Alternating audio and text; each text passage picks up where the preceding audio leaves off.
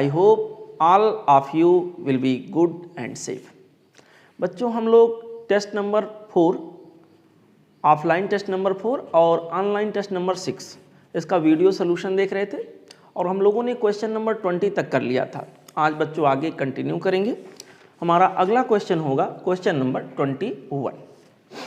Question number 21 में बच्चों इस प्रकार का एक डायग्राम आपको दिख रहा है, यहाँ बना के दिखाया गया है और इसमें कुछ ब्रांचेज हैं जिसमें करंट शो किया गया है।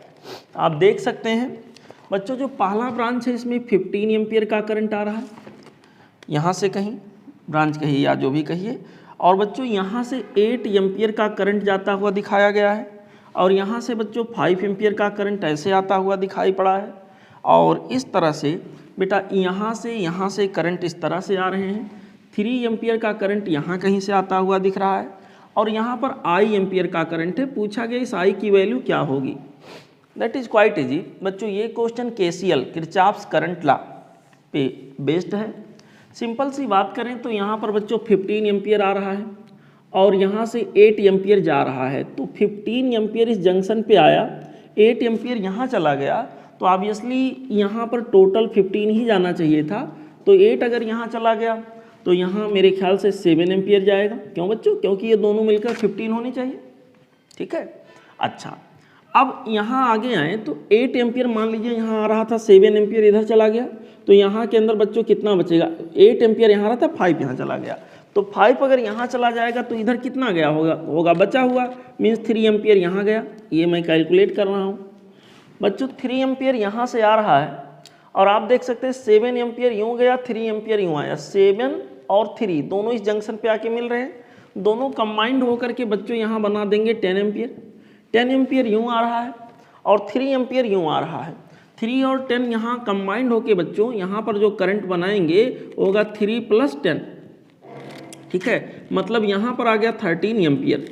यानी जो हमसे पूछा गया था कि ये करंट आई की वैल्यू यहाँ के अंदर क्या होगा, that is quite easy to say बच्चों। करंट का वैल्यू जो यहाँ लास्ट ब्रांच में यहाँ पे दिखाया गया है उसकी वैल्यू 13 एम्पियर के इक्वल आएगा।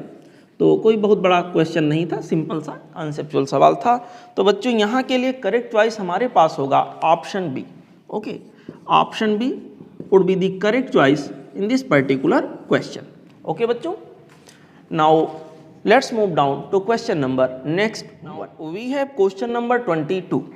क्वेश्चन नंबर 22 में बच्चों हमसे कहा गया है you are given several identical resistances each of value are equal to 10 ohm and each capable of carrying a maximum current of 1 ampere.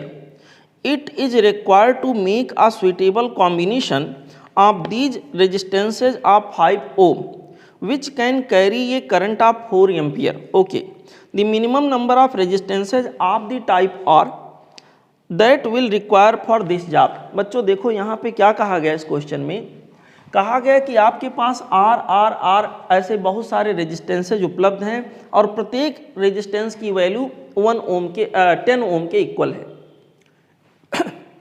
कहा गया है कि उनका यूज करके एक ऐसा सर्किट बनाना है बच्चों, उनका यूज करके एक ऐसे सर्किट का निर्माण करना है, एक ऐसे सर्किट को बनाना है जो सर्किट का R इक्विवेलेंट जो आ जाए वो 5 ओम के इक्वल आ जाए और जिसमें से करंट जो अलाउड हो वो कितना हो, 4 एम्पियर। ऐसे ये टारगेट मुझे अचीव करना है और हमारे पास जो रेजिस्टेंस उपलब्ध है प्रत्येक की वैल्यू 10 है और प्रत्येक 1 एम्पियर के करंट को ले जाने के लिए सक्षम है, 1 एम्पियर से ज़्यादा नहीं, maximum current 1 ampere.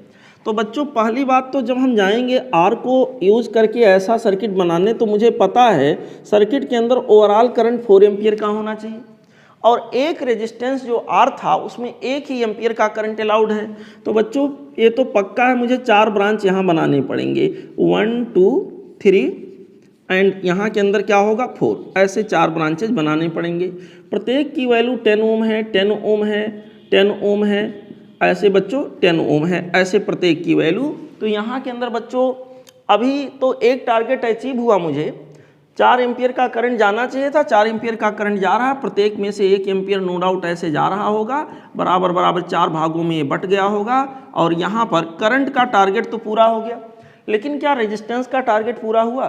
Are equivalent 5 ओम आना चाहिए, लेकिन आ कितना रहा बच्चों, यहाँ पर आएगा 10 10 10 10 का पैरेलल। अगर मैं इन्हीं चारों को लेकर के ऐसे सोचूं तो यहाँ के अंदर 10 10 10 4 बार आए तो पैरेलल में आ जाएगा 10/4 यानी 2.5 ओम। ठीक है बच्चों, 2.5 ओम आ जाएगा, जो कि यहाँ रेजिस्टेंस का टारगेट मुझे अचीव नहीं हुआ। तो मैं एक काम करता हूँ, यहाँ पर एक रेजिस्टेंस और यहाँ पर एक रेजिस्टेंस और यहाँ पर एक और यहाँ पर एक और। अब देखिए अभी भी करंट बराबर बराबर 4 हिस्सों में बटेगा, मतलब 1-1 एम्पियर का करंट जाएगा। यहाँ पर 10 ओम ये भी हो गया, 10 ओम ये हो गया, 10 ओम ये हो गया और 10 ओम ये हो गया। एक ब्रांच के रेजिस्टेंस की अगर मैं बात करूं बच्चों, तो एक ब्रांच में 2 रेजिस्टेंस हैं, 2 रेजिस्टर्स हैं और उनका रेजिस्टेंस वैल्यू 20 ओम होगा। 20 20 20 20 पैरेलल में तो कितना आ जाएगा 20/4 यानी कि बच्चों 5 ओम। तो इस तरह से बच्चों क्या हुआ, करंट का भी टारगेट यहाँ पर अचीव हो गया, करंट भी सब में 1-1 ओम का जाएगा और आर इक्विवेलेंट इस सर्किट का जो आएगा वो हमारे पास 5 ओम के इक्वल आ जाएगा। करा कितने रेजिस्टेंस की जरूरत पड़ेगी, नंबर ऑफ रेजिस्टेंस, तो 1 2 3 4 5 6 7 8, एक ब्रांच में 2 और टोटल ब्रांच कितने हैं 4, तो 2 × 4 यानी कि number of resistance required, number of resistances required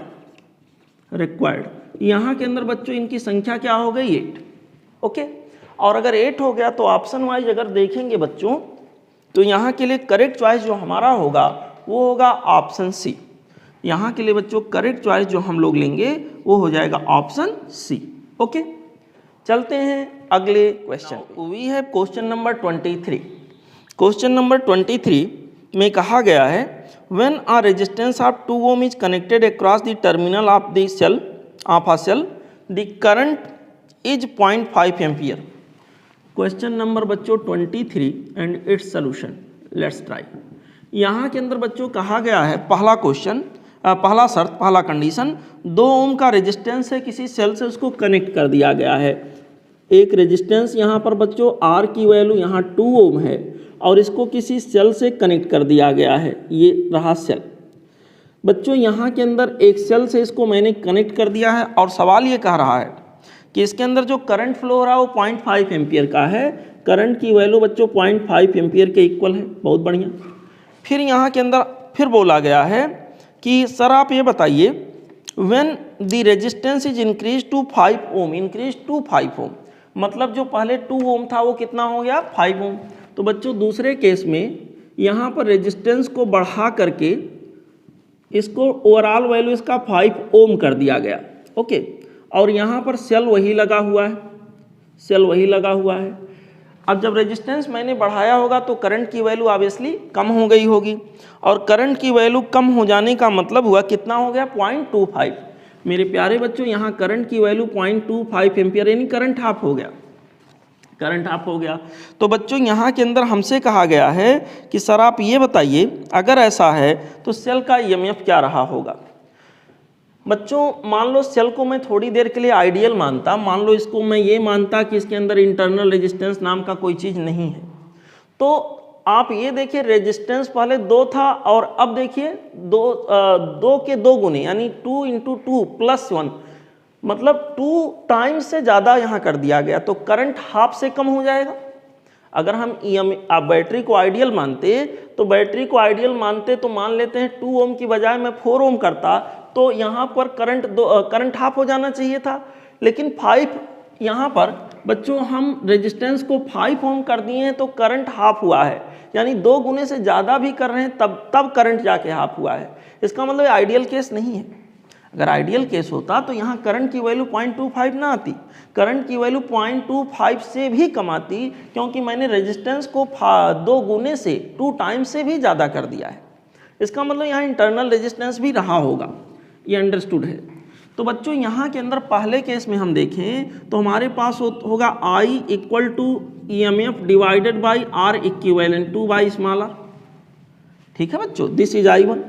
और यहाँ के अंदर I2 अगर मैं इसको I2 मान लूँ तो I2 = हो जाएगा E डिवाइडेड बाई यहाँ पर 5 + r। ऐसे हमसे पूछा सर यहाँ पर आप ये बताइए EMF क्या रहा होगा, तो एक काम करते हैं बेटा, यहाँ पर मैं I1 बाई I2 कर लेता हूँ। I1 बाई I2 अगर हम लोग करते हैं, I1 बाई I2 करते हैं तो यहाँ पर आ जाएगा बेटा 5 by R divided by 2 plus R, ऐसे आएगा।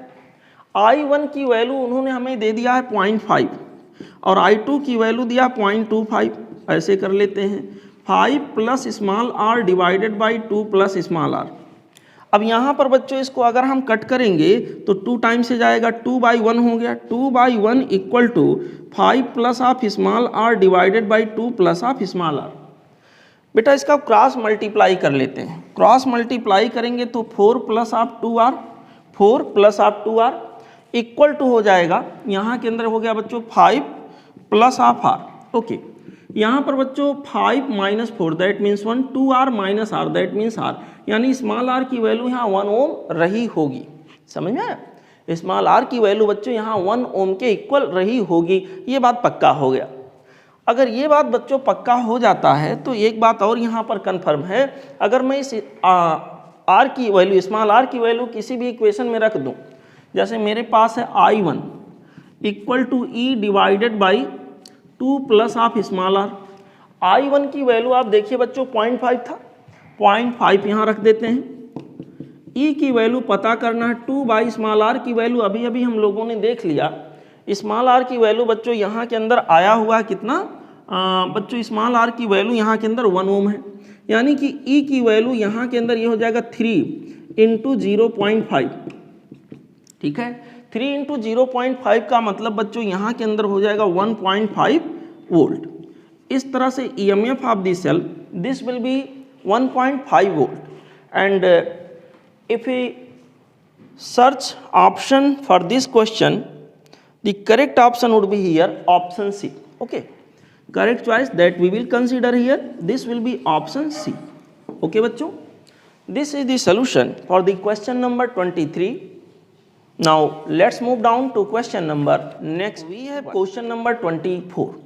Question number 24 में बच्चों हमसे कह रहे हैं two cells of EMFs E1 and E2 and internal resistances R1 and R2 are connected in parallel. दो सेल हैं बच्चों, उनके EMF E1 E2 हैं और रेजिस्टेंसेज R1 R2 हैं और उनको पैरेलल में कनेक्ट कर दिया गया। बहुत बढ़िया। कहा गया the EMF and internal resistance of the equivalent source. मेरे प्यारे बच्चों, इस तरह के सिचुएशंस में आपको बता चुका हूँ, यहाँ जस्ट फार्मूला पूछ लिया गया एक तरह से, थोड़ा सा मॉडिफाई करके। पैरेलल में दो सेल को कनेक्ट करना है बच्चों। पोलरिटी के बारे में कोई यहाँ ज्ञान नहीं दिया गया कैसे करना है, तो प्रॉपर पोलरिटी में हम लोग जो नियम है उसके अनुसार करेंगे। दोनों के पॉजिटिव प्लेट को एक साइड में और दोनों के निगेटिव प्लेट को अदर साइड में ऐसे कॉमन पॉइंट से कनेक्ट करेंगे। ऐसे यहाँ पर बच्चों दो पॉइंट्स होंगे, एक मेरे पास पॉइंट ये है, अगला पॉइंट बच्चों यहाँ पर बी है। एक का EMF E1 है, अगले का EMF E2 है, एक का रेजिस्टेंस R1 है, अगले का रेजिस्टेंस R2। ठीक है, इंटरनल रेजिस्टेंस। हमसे पूछा गया इक्विवेलेंट EMF। ऐसे केस में बेटा इक्विवेलेंट EMF के लिए डायरेक्ट इक्वेशन मैंने आपको बताया है, ये प्रॉपर पोलरिटी में है तो नो डाउट यहाँ बहुत आसानी से हम लोग ऐसा क्वेश्चन सॉल्व करते थे। E1 upon R1 plus of E2 upon R2, यहाँ प्लस लगाते थे जब पोलरिटी सभी के पॉजिटिव एक साइड और सभी के निगेटिव दूसरे साइड होते थे, तो यही वाला इक्वेशन हम लोग लगाते थे। 1 अपान यहाँ R1 हो गया, 1 अपान यहाँ पर R2 हो गया। ओके बच्चों, इसको हम लोग सॉल्व करेंगे बेटा, तो यहाँ पर इक्विवेलेंट EMF की वैल्यू आ जाएगी, कितनी होगी बच्चों, E1 R2 plus of E2 R1, this whole much is divided by R1 into R2 and this whole much is again divided by. इसको सॉल्व करेंगे बच्चों तो आ जाएगा R2 प्लस R1, उसको मैं R1 प्लस R2 सीधा करके लिख देता हूँ, divided by R1 into R2। तो होगा क्या, ये यहाँ से हो जाएगा कैंसिल आउट और इस प्रकार से इक्विवेलेंट EMF की वैल्यू मेरे प्यारे बच्चों यहाँ के अंदर हो जाएगा E1 R2 plus of E2 R1, E1 R2 plus of E2 R1, this whole much is divided by R1 plus of R2। ये बच्चों हो गया इक्विवेलेंट EMF। ओके, और इक्विवेलेंट EMF अगर ये है तो इक्विवेलेंट रेजिस्टेंस, ये बच्चों ये डिनोमिनेटर में जो लिखा है ना, ये इक्विवेलेंट 1 अपान R इक्विवेलेंट ये होता है। दो रेजिस्टेंसेज पैरेलल में आ गए, तो आर इक्विवेलेंट बच्चों ये जो आपने निकाल के दिखाया ना 1/r इक्विवेलेंट है, यहाँ के अंदर 1/r इक्विवेलेंट सिंपली होगा 1/r1 प्लस 1/r2। यहाँ कोई पोलरिटी चेक नहीं करना होता है, r1 r2 divided by r1 into r2 ऐसे हो गया 1/r इक्विवेलेंट। इस तरह से बच्चों r इक्विवेलेंट की जो वैल्यू होगी वो हो जाएगी r1 r2 divided by r1 plus r2 ऐसे हो गया। मेरे प्यारे बच्चों, मेरे अच्छे बच्चों, मेरे सच्चे बच्चों, मेरे बहादुर बच्चों, ये रहा आपका जवाब इस सवाल का, इस क्वेश्चन का आंसर। ऑप्शन पे अगर जाके देखें E1 R2 plus E2 R1 divided by R1 plus R2, R1 R2 divided by R1 plus R2, यहाँ पर करेक्ट चॉइस जो हमें दिख रहा है बच्चों, this is option C. Okay, this is option C. Option C is the correct choice in this particular question. Now let's enjoy question number next. We have question number 25। Question number 25 में बच्चों हमको बोला गया है variation of current passing through ये conductor at the voltage applied across its ends is varied as shown in the adjoining diagram. Okay, if the resistance is determined at the point A B C and D, we will find that resistance at। बच्चों यहाँ पर एक graph बना के दिया गया voltage और current के बीच में। यहाँ देखिए आप एम्पियर लिखा है और यहाँ वोल्ट। एम्पियर का मतलब है करंट की एक्सिस है और ये यहाँ पर पोटेंशियल डिफरेंस यानी वोल्टेज की एक्सिस है। जो हमारा ग्राफ बना हुआ समवॉट लाइक दिस, इसके ऊपर बच्चों कुछ पॉइंट्स बनाए गए हैं, ए बी सी यहाँ कहीं बना है और डी यहाँ कहीं बना है ऐसे। यहाँ पर बच्चों ए बी सी डी ऐसे पॉइंट्स हैं। हमसे पूछा गया 4 ऑप्शन देके कहाँ रेजिस्टेंस ज़्यादा होगा, कम होगा, बराबर होगा ऐसे बच्चों। तो यहाँ पर हम लोग बेसिकली डायनेमिक रेजिस्टेंस के बारे में चर्चा करेंगे बच्चों। और डायनेमिक रेजिस्टेंस जब निकालेंगे तो इसके लिए जिस भी पॉइंट पर मुझे रेजिस्टेंस निकालना होगा उस पॉइंट पर क्या डालेंगे, टेंजेंशियल लाइन। और यहाँ पर जो एंगल बनेगा उसका क्या लेंगे, टैन, यानी टैन थीटा।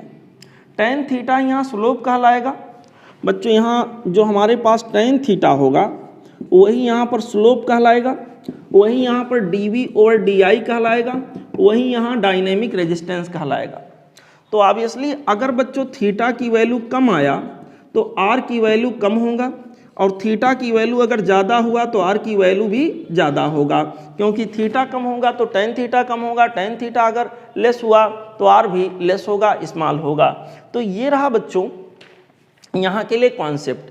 अब अगर हम ए पर देखें, बी पर देखें, सी पर देखें बच्चों, ज्यों ज्यों हम आगे बढ़ेंगे त्यों त्यों ये थीटा की वैल्यू कम होती जाएगी। जितना हम ग्राफ पर यहाँ पर कहीं हम बी पर जाएंगे, थीटा की वैल्यू, ये वाला थीटा है, ये वाला थीटा की वैल्यू और कम हो जाएगा, और ग्राफ पे आगे बढ़ेंगे थीटा की वैल्यू और कम हो जाएगा। अब यहाँ रेजिस्टेंस का जो ऑर्डर हो गया, resistance at point A, resistance at point B, resistance at point C, resistance at point D. Correct order जो यहाँ के अंदर होगा बच्चों, सबसे ज़्यादा जो रेजिस्टेंस होगा उस समय मिलेगा जब थीटा की वैल्यू सबसे ज़्यादा है। ए बी सी डी में अगर हम टेंजेंशियल लाइन खींच खींच के देखें तो सबसे ज़्यादा हमें ये पर थीटा मिलेगा, फिर बी पर, सी, फिर सी पर, फिर डी पर।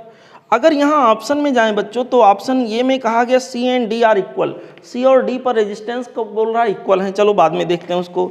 बी इज हाइयर देन, ये कह रहा बी पर ए से ज़्यादा है, ये तो होगा नहीं। यहाँ पर बच्चों कह रहा सी इज हाइयर देन बी, सी पर, यहाँ पर बच्चों बोल रहा है सी पर बी से ज़्यादा, उल्टा बोल रहा है।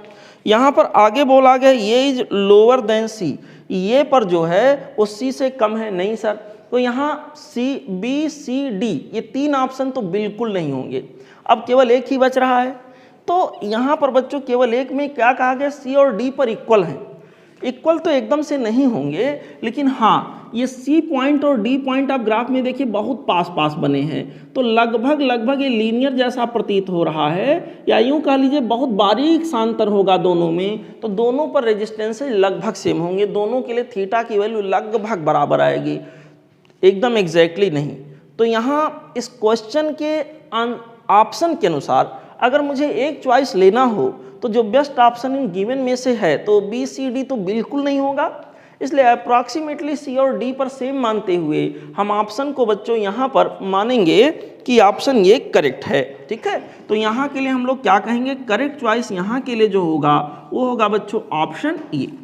ओके, चलते हैं अगले question, question number 26। Question number 26 में बच्चों हमसे बोला गया है a conductor of resistance 3 ohm is stressed uniformly till its length is doubled. समझिएगा, we are going to solve question number 26। Question number 26 says a conductor of resistance 3 ohm, conductor in the sense we will assume it as a metal, this is the metallic conductor, okay, and this metallic conductor is stressed. If it will be stressed, then its length will be increased and cross sectional area will get decreased. यहाँ पर बच्चों cross sectional area कम हो जाएगा, length बढ़ जाएगा, then what will happen. ऐसे case में बच्चों जब लेंथ को केवल बढ़ाया जाता है, there is no change in mass, there is no change in content, there is no change in density, ये सारी चीज़ें चेंज नहीं होती हैं, तो ऐसे केस में रेजिस्टेंस डायरेक्टली प्रोपोर्शनल टू होता है यल स्क्वायर। अब यहाँ पर लेंथ अगर यल है तो यहाँ पर बढ़ा करके इसको 2l कर दिया गया, डबल करने की बात हो रही है। अच्छा, तो यहाँ पर अगर रेजिस्टेंस बच्चों 3 ओम था तो पक्का हो गया यहाँ यल स्क्वायर टाइम्स। ठीक है, अगर हमने क्या किया है, इसको 2l किया है, तो बच्चों इसका रेजिस्टेंस जो होगा वहाँ के कंपेरिजन में 4 टाइम्स हो जाएगा। ठीक है, यल स्क्वायर टाइम्स बढ़ेगा, तो यहाँ के अंदर बच्चों 2 गुना किया गया तो रेजिस्टेंस 4 गुना हो जाएगा। 4 टाइम्स हो जाने का मतलब अगर वहाँ 3 था तो यहाँ पर 12 ओम हो जाएगा, यही ना। अब ये जो हमारे पास ये चीज़ बन के आया, इसको क्या किया गया है, इसको बच्चों एक इक्विलैटरल ट्राइंगल के फॉर्म में मोड़ दिया गया है, ऐसे ऐसे यहाँ पर बच्चों एक इक्विलैटरल ट्राइंगल के फॉर्म में इसे बना दिया गया है। इस तरह से इक्विलैटरल ट्राइंगल है, लाइक दिस, ऐसे ऐसे यहाँ पर इस तरह से बच्चों इक्विलैटरल ट्राइंगल ये बना रहा है, लाइक दिस। अब यहाँ पर बच्चों क्या होगा, 12 ओम को बराबर बराबर 3 हिस्सों में अगर मैं बांट दूँ तो ये हो जाएगा 4 ओम, ये हो जाएगा 4 ओम, ये हो जाएगा 4 ओम। तो यहाँ के अंदर बच्चों ये हो गया 12 ओम टोटल। कहा गया किसी इसके एक एज, किसी एक साइड के एलांग या इसके क्रॉस आप इक्विवेलेंट रेजिस्टेंस बताइए क्या होगा। तो यहाँ पर मैं पॉइंट ये मान लेता हूँ, पॉइंट बी मान लेता हूँ, तो R इक्विवेलेंट अगर मुझे निकालना हो बेटा, R equivalent across point A and B. Okay, तो ये और बी के एक साइड में 4 ओम आया और दूसरे साइड में 4 ओम प्लस 4 ओम यानी कि 8 ओम आया। तो यहाँ के अंदर बच्चों हो जाएगा 4 पैरेलल 8, 4 पैरेलल 8 करेंगे तो 4 इंटू 8 डिवाइडेड बाई 4 प्लस क्या हो जाएगा 8। ठीक है, यहाँ के अंदर बेटा ये मेरे पास हो जाएगा 4 इंटू 8 डिवाइडेड बाई 12 और यहाँ के अंदर ये हमारे पास आ जाएगा 8/3। तो R इक्विवेलेंट, R की जो इक्विवेलेंट वैल्यू होगी पॉइंट ए और बी के बीच में वो हो जाएगा 8/3 ओम। ओके, यहाँ के अंदर ये आ गया बच्चों 8/3 ओम। तो करेक्ट चॉइस यहाँ के लिए जो होगा बच्चों, this will be option B. Okay, correct choice that we will consider for this particular question, this will be option B. Okay, now let's move down to question number next one. Now we have question number 27. Question number 27 में बच्चों कहा गया है a source of EMF equal to 15 volt and having negligible internal resistance is connected to a variable resistance so that current in the circuit increases with time as this. बच्चों question number 27 की बात हो रही है। Question number 27 में इतना कहा गया है कि ये कोई यहाँ के अंदर रेजिस्टेंस है और रेजिस्टेंस की वैल्यू पता नहीं क्या है, बशर्ते ये जरूर बोला गया कि वेरिएबल नेचर का ये है और इसको किसी ईएमएफ के सोर्स से कनेक्ट किया गया है ऐसे। और ईएमएफ के सोर्स से अगर कनेक्ट किया गया है 15 वोल्ट का यहाँ पर ईएमएफ का सोर्स है, अगर इसको कनेक्ट किया गया है देन क्या हुआ, टोटल चार्ज कितना फ्लो होगा पहले 5 सेकंड के अंदर।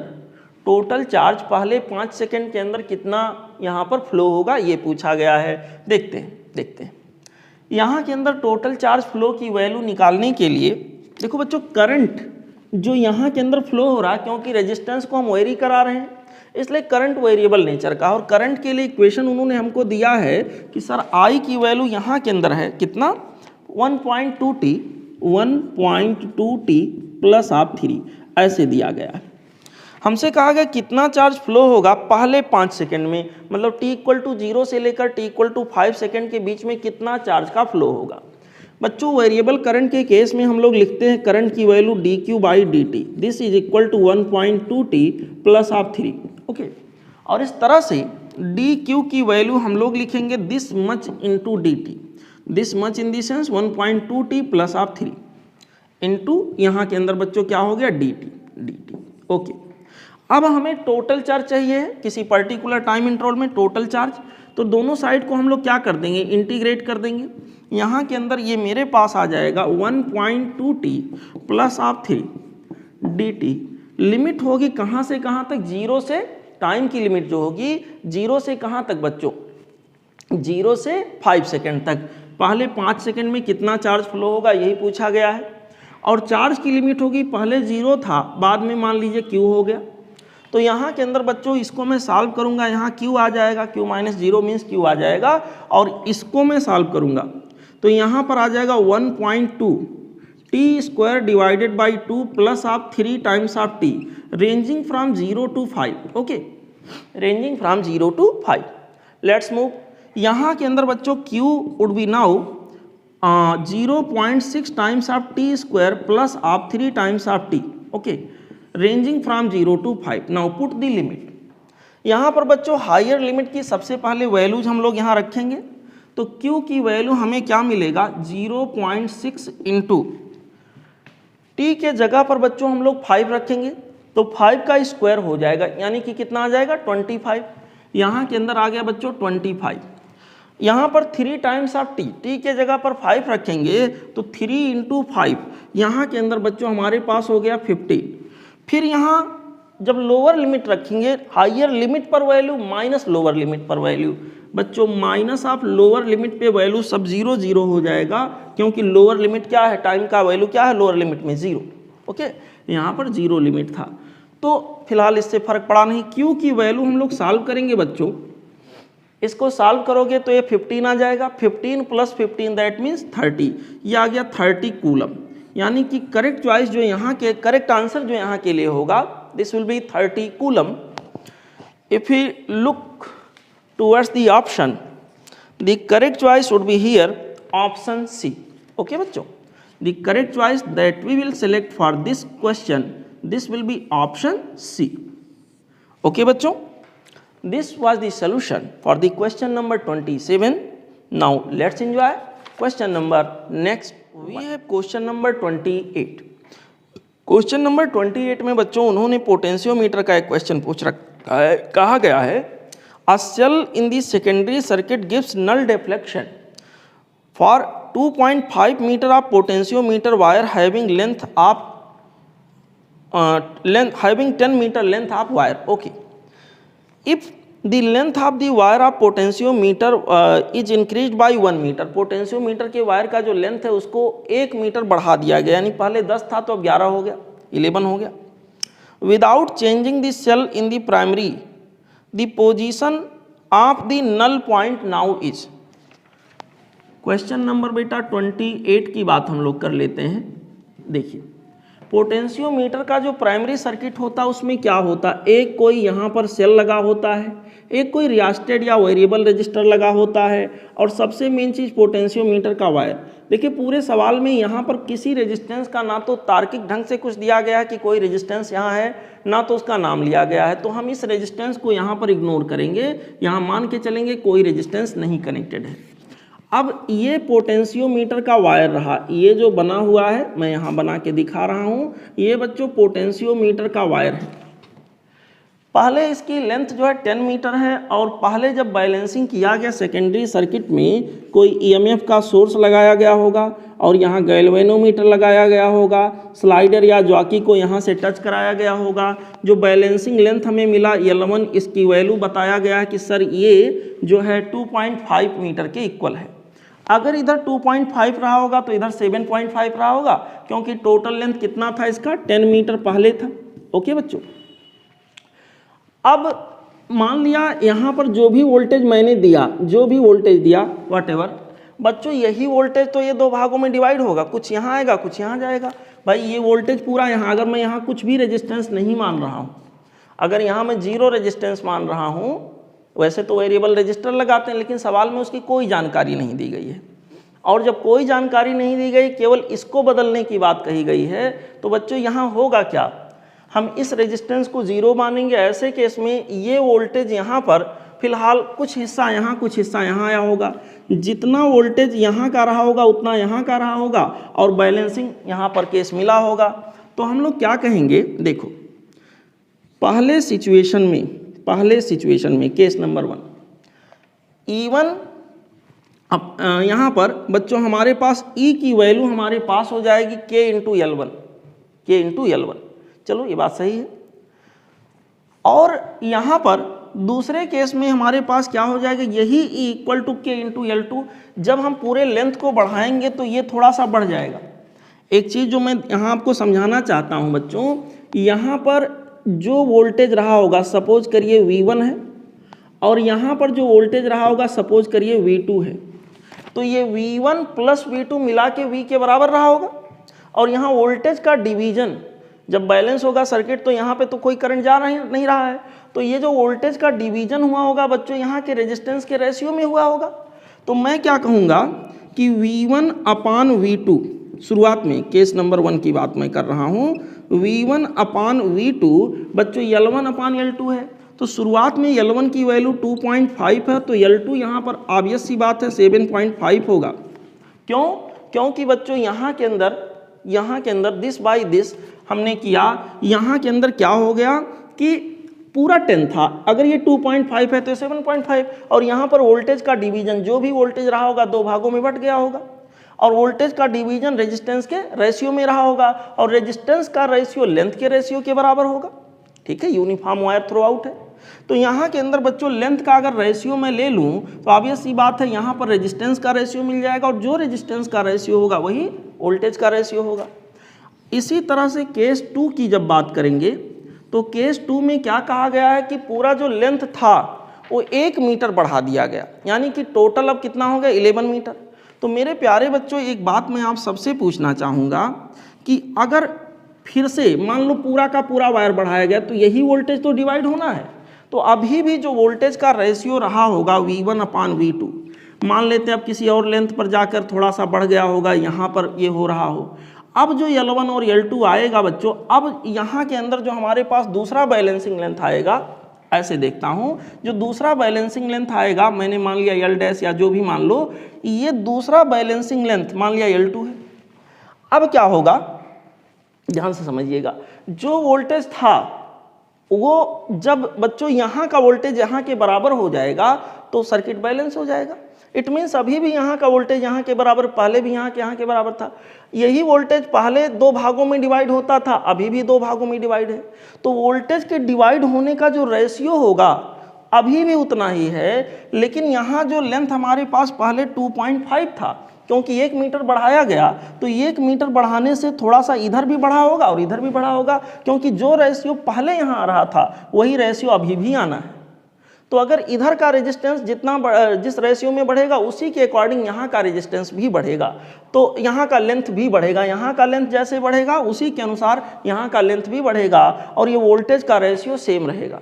तो बच्चों पहले यहाँ 2.5 था, मान लिया यहाँ पर कितना बढ़ गया, यहाँ मान लेते हैं बच्चों यक्स लेंथ ज़्यादा हो गया, मान लेते हैं यक्स इंक्रीज कर गया।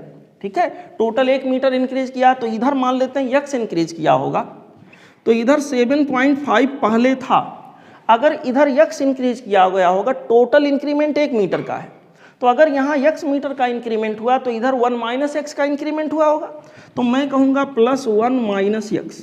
ऐसे अगर यक्स का वैल्यू मैं निकाल लूँ तो बच्चों ये टोटल मुझे पता चल सकता है।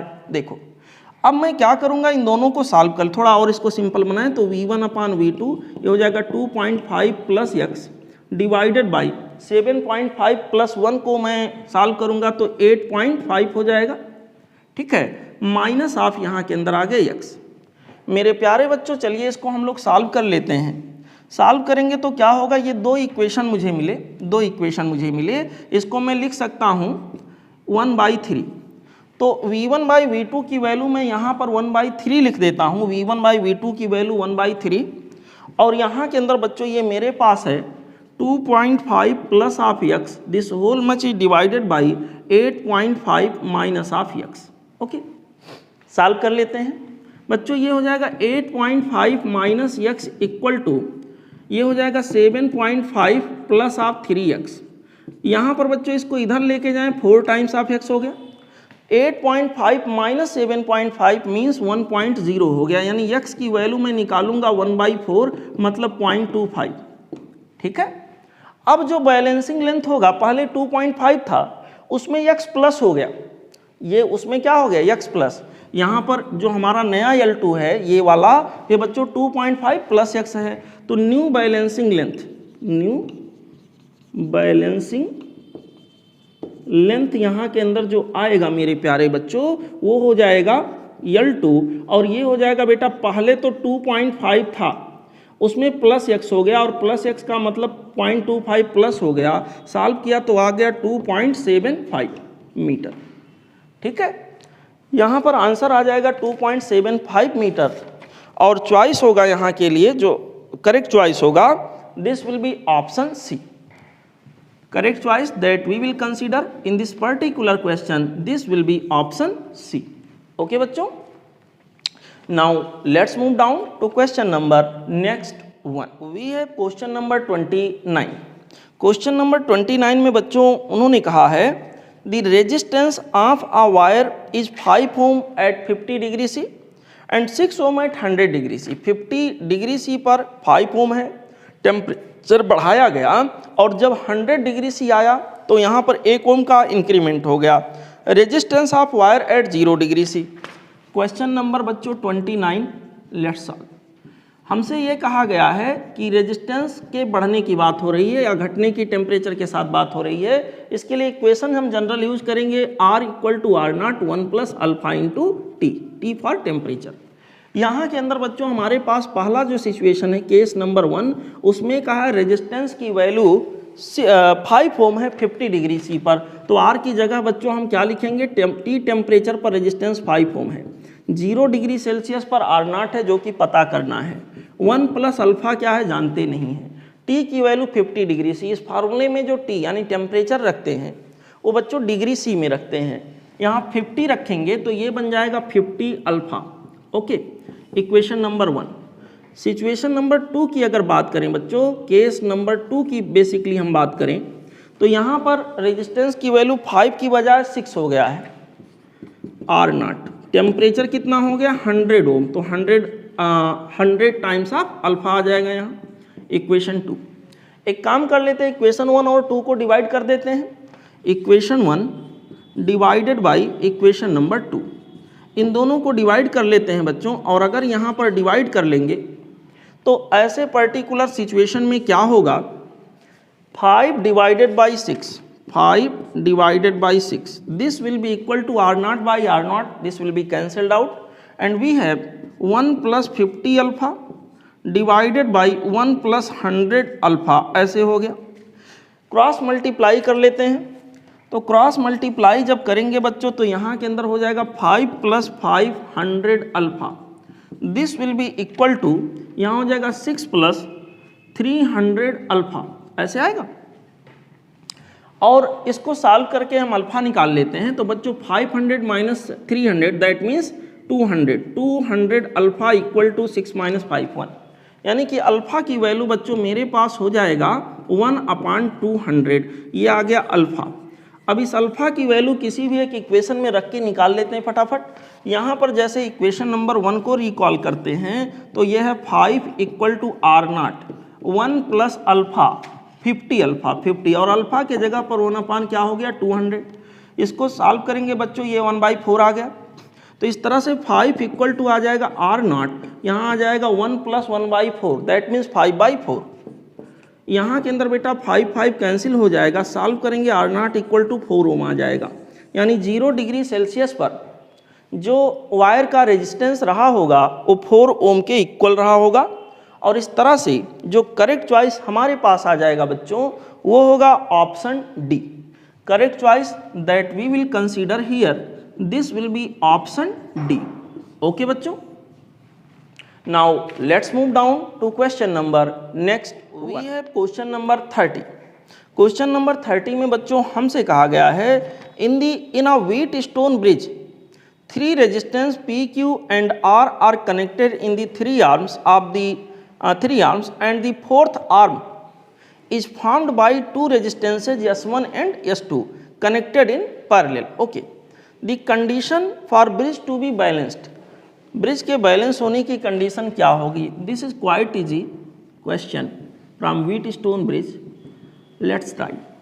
व्हीट स्टोन ब्रिज में बच्चों हमारे पास क्या होता है, 4 रेजिस्टेंस रहते हैं, एक का नाम P रखा जाता है, अगले का नाम यहाँ ट्रेडिशनली Q होता है, ये P हो गया, यहाँ पर बच्चों यहाँ कहीं ये मेरे पास Q हो गया, यहाँ पर तीसरा रेजिस्टेंस यहाँ कहीं लगाते हैं R हो गया, और चौथा यहाँ कहीं लगाते थे S होता था, बीच में एक गैल्वेनोमीटर होता था ऐसे, और यहाँ से हम लोग कनेक्शन देते थे, बैलेंसिंग का केस निकालते थे क्या होगा। यहाँ पर जनरली तो एक होता था यस, लेकिन सवाल ने कहा है कि इस ब्रांच में, चौथे ब्रांच में S1 और S2 ये दोनों पैरेलल में हैं, 2 रेजिस्टेंस लगाए गए हैं S1 और S2।